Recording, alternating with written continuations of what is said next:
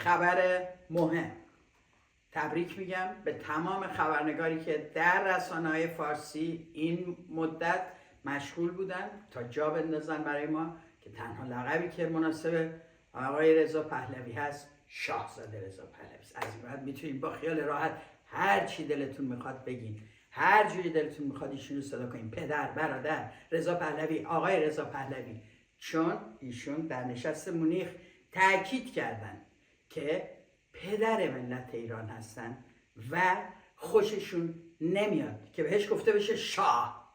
کینگ رضا پهلوی شعار مطلوب ایشون نیست. به این ترتیب خبرنگاران محترم که تمام تلاشتون رو کردین، عملا مقاومتی که در جامعه ایران شد ایشون رو وادار کرد که یک عقب نشینی کوچولو بکنه و بگه من نه رهبر پادشاهی خواهان بلکه عقب نشینی بود. عقب نشینی که آدم عقب میره، یه قدم اومد جلو، گفت من رهبر تمام مردم ایرانم، رهبر ملی ایران. فهمیدین چی شد؟ شاهو نگین. خب یه ریزشی میشه، اما ایشون رهبر همه است. جمهوری خواه، سلطنت طلب، پادشاهی خواه، فاشیست، افراطی، کردای میهم پرست، همه یک رهبر دارن از این به بعد، آقای رضا پهلوی. تبریک. امروز فرمت برنامه‌مون کمی متفاوته. دلیلش اینه که من دلم میخواد به همراه شما برنامه نشست همگرایی ایرانیان ملیگرا و طرفداران شاهزاده رضا پهلوی رو با هم نگاه بکنیم و من آنجایی که فکر میکنم ابهامی هست، چالشی هست و یا کامنتی دارم روش، با شما نظراتم رو در میون بذارم. در این حال تاکید میکنم این برنامه برعکس تصور بسیاری از کسانی که مشتاق بودن این برنامه رو لایو تماشا بکنن و زنده ببینن، به طور واقعی چیز زیادی برای گفتن نداشت. در اون 2 ساعت و خورده‌ای که برنامه پخش شد، علیرغم تذکرهای مکرر، اساساً به موضوع جلسه اهمیتی ندادن و راه خودشون رو رفتن و حرف خودشون رو زدند و نتیجه مطلوب رو از جلسه گرفتن و البته کسانی هم تا آخر جلسه ساکت و نظاره‌گر موندن.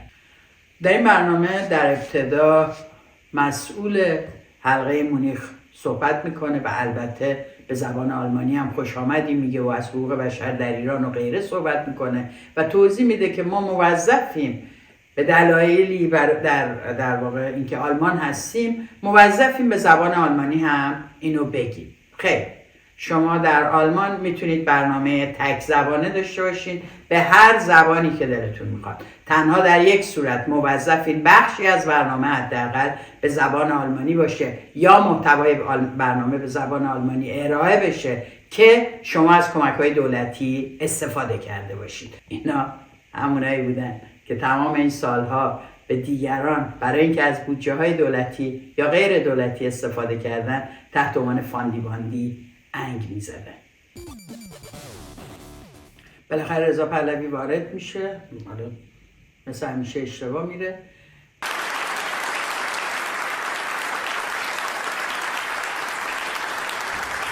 ولی بالاخره در جای خودش میشینه و اولین بخش صحبتش اختصاص داره به این که بگه و رهبرپرش‌های زودرس کمکی به این ائتلاف نمی‌کنه، بلکه میتونه حتی عامل پولاریزه شدن این نیروها باشه.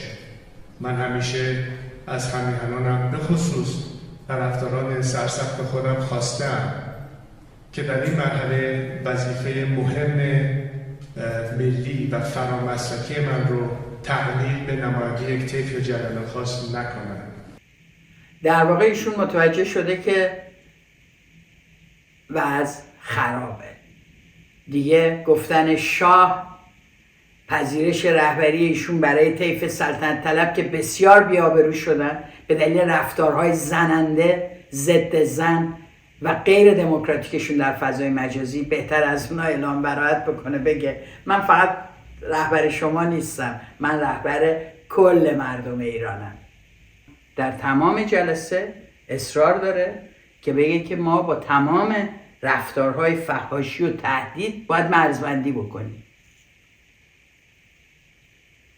اینا فشار اومده بهشون، اینا متوجه شدن که جامعه نمیسازه با این حد از توحش و بی‌پرنسیبی و بی اخلاقی. دیگه آش انقدر شور شد که آشپز هم فهمید. در واقع به جای اینکه من رو پادشاه خطاب بکنید، از هواداران سرسخت خودم میخوام، همونایی که تهدید میکردن، همونایی که آزار جنسی میرسوندن تو تظاهرات با آدم، همونایی که مشت و لگد میزنن،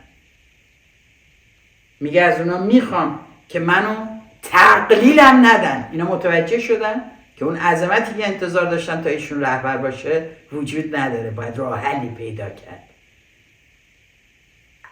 اصل این جلسه برای پیدا کردن راه حل خروج از آبروریزی تاکنونی با این هواداران، این نوع سازماندهی در خیابون‌های اروپا و آمریکا و حفظ وجهه شاهزاده رضا پهلوی است. اگر امروز با این سرعت رهبر تراشی بکنین، جامعه پولاریزه میشه. یعنی یه عده قاطع وامیستن ضد من. پس متوجه شدید؟ همه این جملات نشون میده که خودش بهتر از هر کسی میدونه که تمام مردم ایران و اکثریت مردم ایران نه ایشون رو صدا میزنن نه میخوان که در کنار این افراد لومپن و فاشیست در تجمعات حضور داشته باشن. شما باور کردنی نیستید، چون در همین جلسه در بسیاری جاها دم خروستون زد بیرون، من جمله اینجا.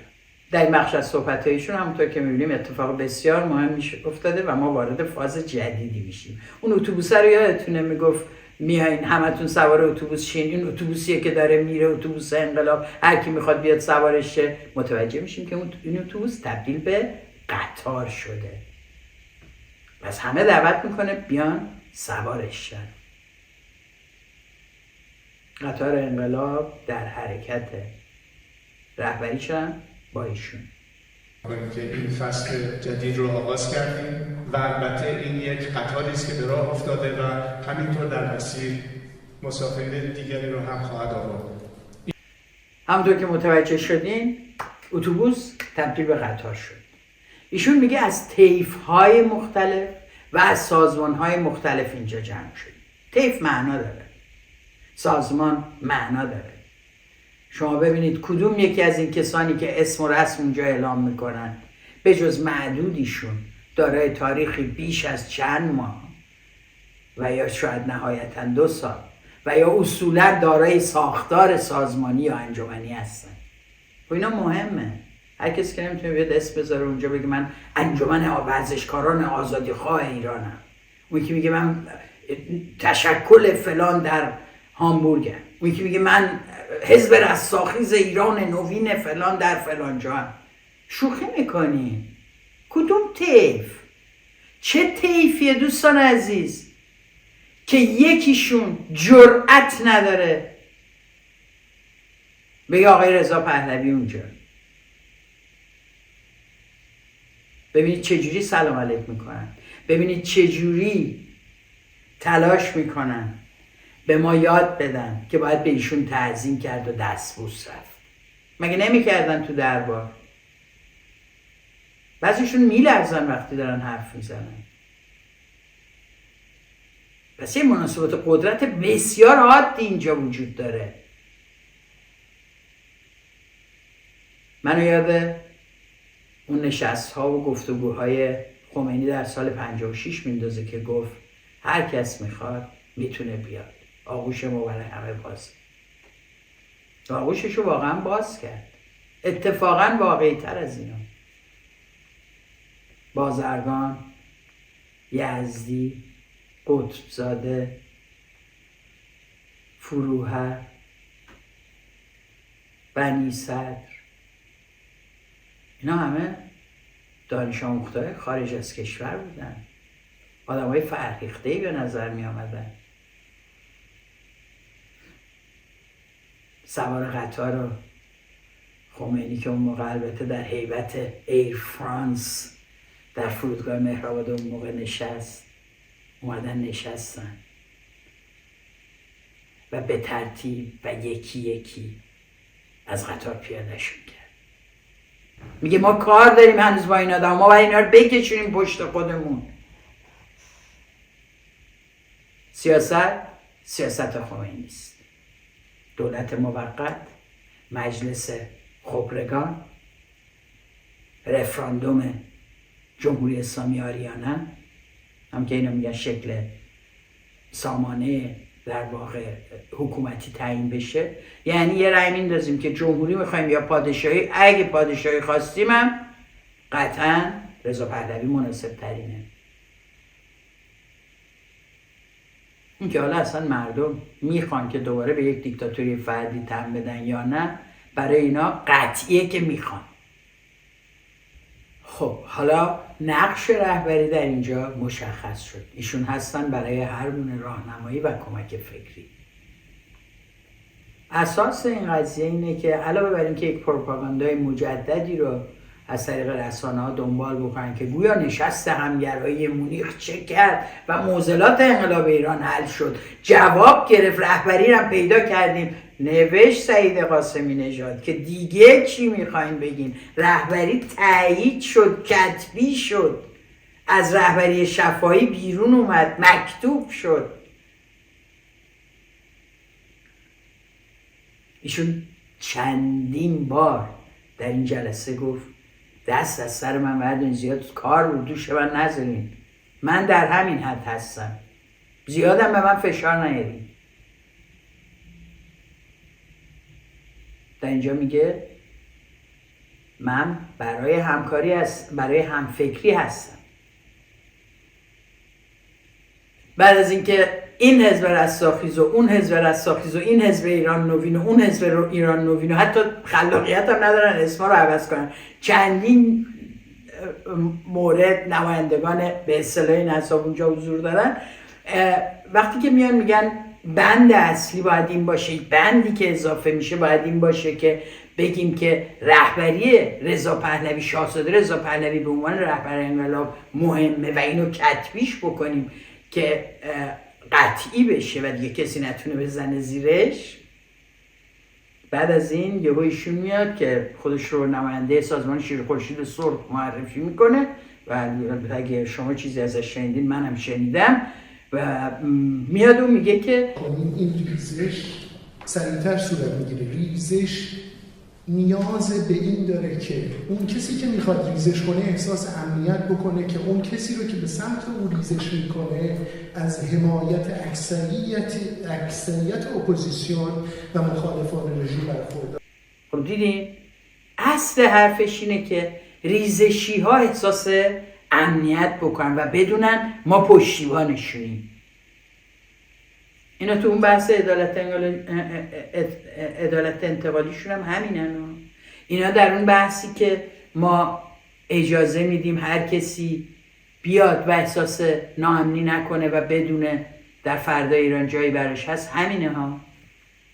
اصلا خطابشون رو به نیروهای ریزشیتون. بخش اصلی بس وقتی راجع به ایران حرف میزنن راجع به نیروهای ریزشی حرف میزنن، یعنی دارن از طریق این برنامه، از طریق این مصاحبه، از طریق این صدا به اونا میگن بیاین، خیالتون راحت باشه، ما دشمن شما نیستیم، ما فقط میخوایم شریک شیم تو قدرت.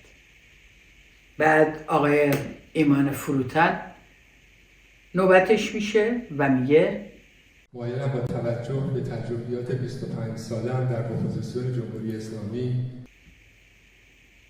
من اینجا راستش زیاد به محتوای حرفای ایشون کاری نداشتم. سوال برام پیش اومد اون 20 سال اولشون کجا بوده؟ شما همین سوالو داشتین؟ میرن جلوتر ببینیم اتفاقای مهمی داره میفته، پیشنهادهای مهمی میشه. ایشون در ادامه میگه تعلیق همه فعالیت‌ها قیافه بغل دستیش دیدنی بود. تعلیق همه فعالیت‌ها به مدت 3 ماه و زیر نظر شاهزاده همه مشغول کار بشیم. و شاهزاده یهو میگه ولی انتظار از من یا دفترم یا تیمم نداشته باشید که مدیریت تشکیلاتی رو به عهده بگیریم. شاهزاده هی میگه چی بار رو این دوشه من نذارید. من تو مصاحبه های دیگه هم گفتم حاضر نیستم هزینه بدم. گفته در جای دیگه گفته یک نقش محدودی برای من قائل باشین، سمبولیک، بیام برم دیدار داشته باشم، عکس بگیریم، مصاحبه کنم، اینا رو همه رو حاضرم. ولی اگه فکر کردین از من در میاد که بشینم استراتژی تعیین کنم، سازمان ها رو براشون نظارت بکنم و به اصطلاح نقش مگه نگو فراحزبی فراجنایی، خب شما بتونی احاطه داشته باشی به نظرات و رفتارهای تمام اینها. کاره. فکر کردین خامنه‌ای چجوری 45 سال داره رهبری میکنه این جامعه رو؟ واقعا اون کسایی که فکر میکنن اینا در حد آفتابه میفهمن متوجه نشدن که دشمن به چی مسلحه. از صبح وقتی نمازشون رو میخونن پا میشن نقشه میکشن برای چگونگی حفظ قدرتشون، کشتار، دزدی، جابجایی پولاشون، جابجایی نیروهاشون، جابجایی مسئولین این ور و اون ور، طراحی برای زدن، طراحی برای اینکه جامعه رو چجوری مشغول موضوعاتی بکنن که از موضوع اصلی باز بمونن. کار دارن میکنن. شما میخواین هیچ کاری نکنین و ملت بیان تو خیابونا و شما قشنگ جای اون کسا بشینین؟ خوبه قرار شاه هم بشین. حالا اگرم نشین احتمالا در اون عدالت انتقالیتون بخشش پس گرفتن اموال خودتونه.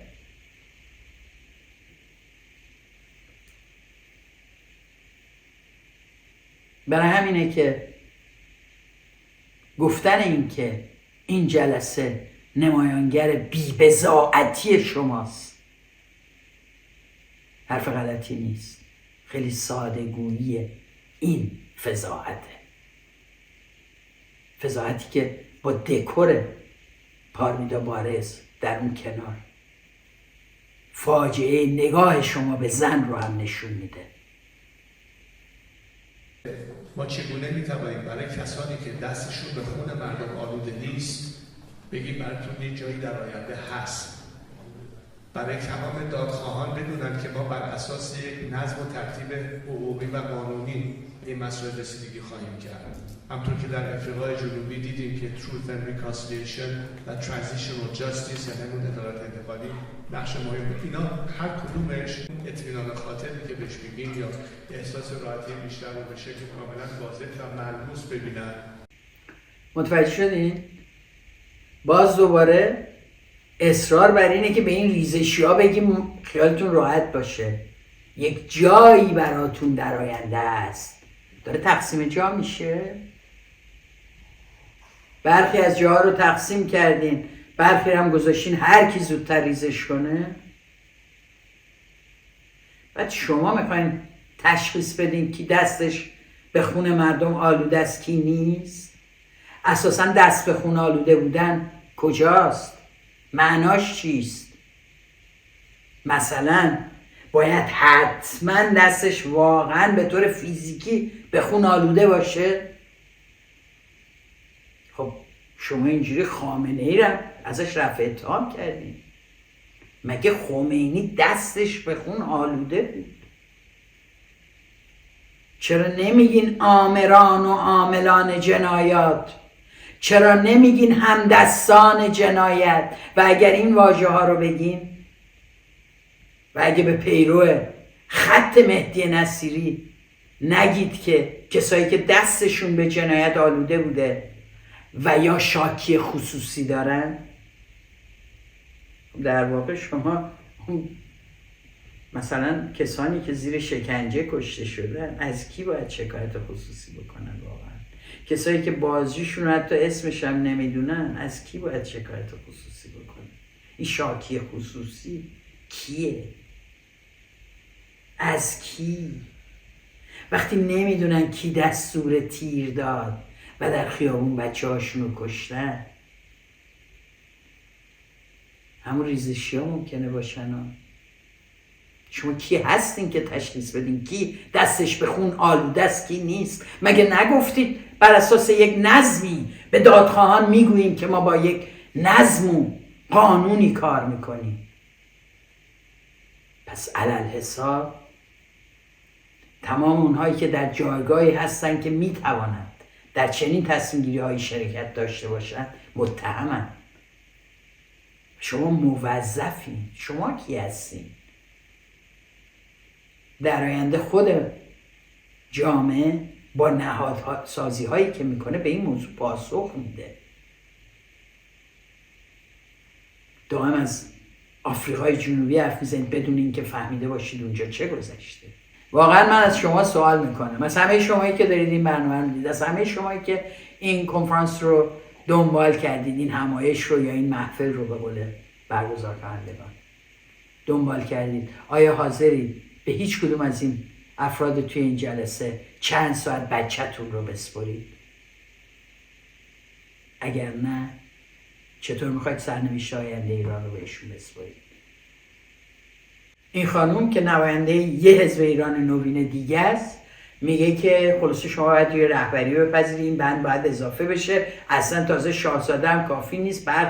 برخی از مردم در و دیوار و اینور اونور دارن تاکید میکنن که شما رضا شاه دوم هستید و آقای پهلوی مجددا مجبور میشه توضیح بده که اینقدر بار رو شما نذارین، منم تحت فشار نذارین و میگه و اگر از من انتظار دارید که حمایش ملی رو رهبری بکنم، از حالا برای من خط نشون کشیدن دادن قالب خاص گذاشتن نه تنها ایجاد پولاریزاسیون میکنه و در ادامه خب ما یک جمله میشنویم از ایشون که بعد تمام طرفدارانشون که تا دیروز در توییتر فحاشی میکردن و دفاع میکردن از اینکه بله حزب رستاخیز بوده، همه معلومه که باید، و فیلم های ایشون رو میذاشتن، محمد رضا پهلوی رو که حزب رستاخیز رو تشکیلش رو اعلام میکرد و غیره، با این جمله مواجه میشن که این هستش که برسیم به مرحله‌ای که در زمان گذار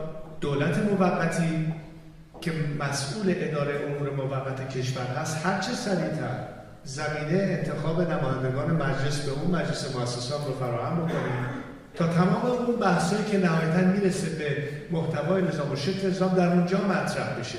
بنده و شما دیگران اکنون پروانه از جانب مردم ایران نداریم که این رو به بحث بیاریم. مسئولیت ما الان تعیین نظام نیست. وظیفه ما کمک کردن به یک پروسس و روند دموکراتیک است. این است رسالت اصلی ما در این مرحله. و بدانید که من رو این مسئله دارم امروز تاکید میکنم و نه هیچ چیز دیگری.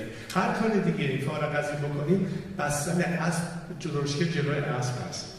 این دیسیپلین رو باستی از خودمون نشون بدیم و از تمام حامیانمون در هر گرایشی که هستن انتظار داشته باشید که سلسله مراتب و کرونولوژی رو درست رعایت کنن. وگرنه باز دوباره میرسیم به بنبست و حاشیه‌سازی و پولاریزاسیون که کمکی نخواهد کرد به جریان آزادی‌خواه.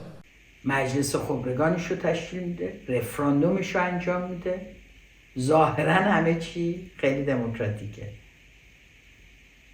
فجایع 45 سال گذشته از یک جایی شروع شد، تاریخ داشت، از اون جایی شروع شد که آدم ها نیومدن بگن.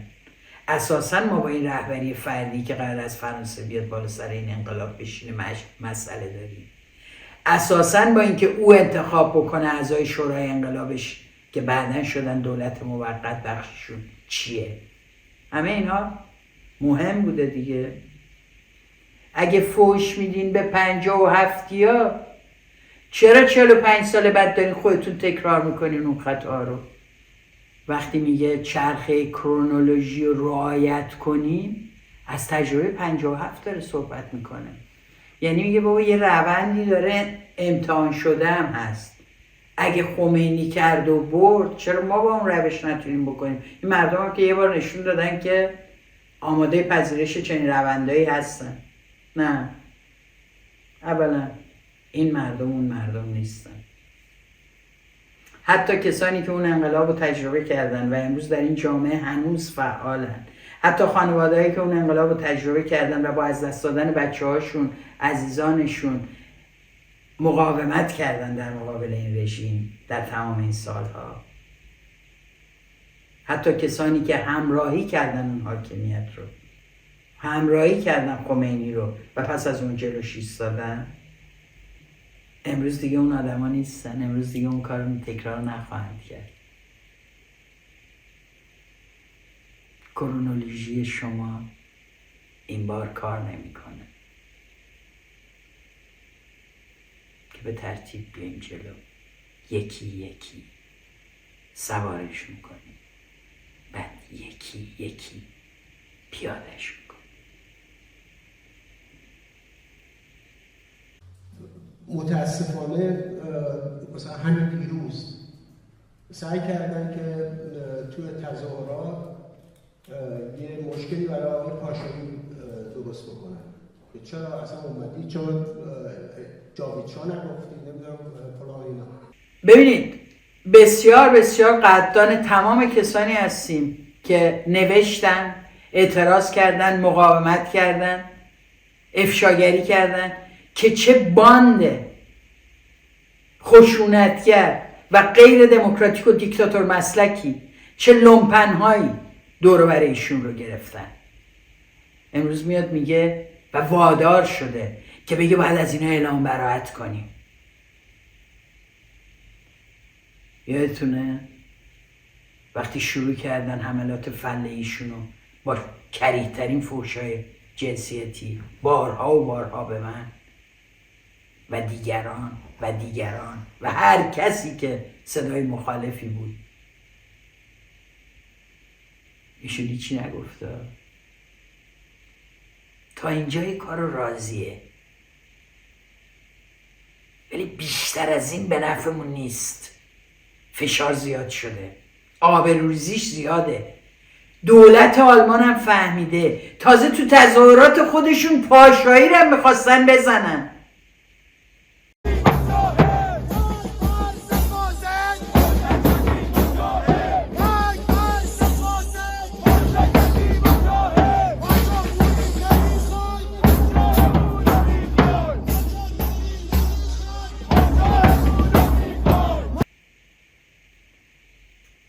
مگه میشه اینا رو جلوشونو گرفت؟ ایشون میگه نقش افراد رو کمرنگ بکنیم و نهادسازی بکنیم، سیستم محور بکنیم. اما وقتی به نقش رهبری میرسه از یک رهبری نهاد یا سیستم صحبت نمیکنه، از یه رهبری جمعی حرف نمیزنه. رهبری میتونه فردی باشه، بقیه رو ولی اجازه بلند شدن سری در سرها رو نمیدید. اصل حرف اینه. در ادامه هم البته اشکالاتی در روند پیش میاد. رأیگیری خارج از دور یکی کودتا میکنه، میگه پاشیم وایسیم همه رهبری شاهزاده رو بپذیریم. حجت کلاشی معترض میشه، البته تا آخر جلسه هم ساکت نشسته، لااقل جلوی دوربین ها حرفی نمیزنه و جلسه میره جلوتر و جلوتر. انجمن آزادیخواهان پادشاهی خواه ایرانگرای حزب ایران نوین رستاخیز ملی شیر و خورشید، مجموعه این اسمی که گفتم در واقع تیکه تیکش کنید نهادهایی هستن که به اصطلاح اونجا بودن. نیاز رهبری تمام این چیزا خب بدیهی است. من یه نمونه خیلی واضحی میتونم بهتون بگم در تاثیر نقش یک فرد در یک فرایند تاریخی سیاسی مهم، بدون که اون فرد یا خودش بگه من رهبرم یا الزاماً اعلام شده باشه که اون رهبره، ولی عملاً رهبری رو به دست گرفت و پیش برد. و این فرد اسمش مهاتما گاندی بود که اتفاقاً بهترین لقبی که بهش میدادن به عنوان پدر بهش گفتن باپو، گفتن یعنی پدر. جالب اینجاست که جنریشن زی ایران امروز وقتی به من پیامک میزنن یا تکست میفرستن با واژه پدر با من برخورد میکنن. و وقتی ما صحبت اون عطر نظارتی میکنیم واقعا یک دید پدرانه است، نه یک دید تشکیلاتی، یعنی دید حزبی، یعنی دید سیاسی. و من این نقش رو بیشتر در خودم میبینم که مثل یک پدر دلسوز این سرپرستی نگاه خودش رو قبلا با ماندلا مقایسه میکرد، امروز با مهاتما گاندی مقایسه میکنه.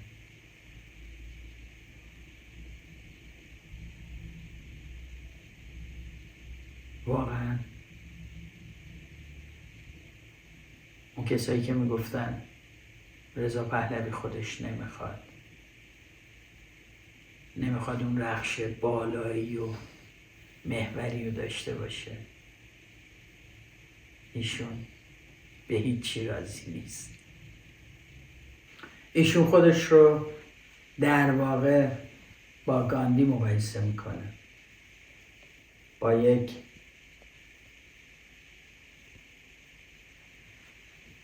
خطای کوچیک که گاندی فرزند شاه کشور نبود. گاندی ژن خوب نداشت. گاندی از هند خارج شد، درس خوند، به آفریقا رفت، برگشت، جنبش سازماندهی کرد. جنبش علیه فقر سازماندهی کرد در خود هند. شما واقعا رود میشه؟ و شمایی که میشنوین چه حسی دارین؟ که به همین سادگی کسی میتونه به خودش اجازه بده بگه من نشستم اینجا میگم مثلا یه داستان براتون بگم، مهاتما گاندی، من پدر، چون بعضی تو ایران برام مینویسن پدر، تو پدر اونا باشی.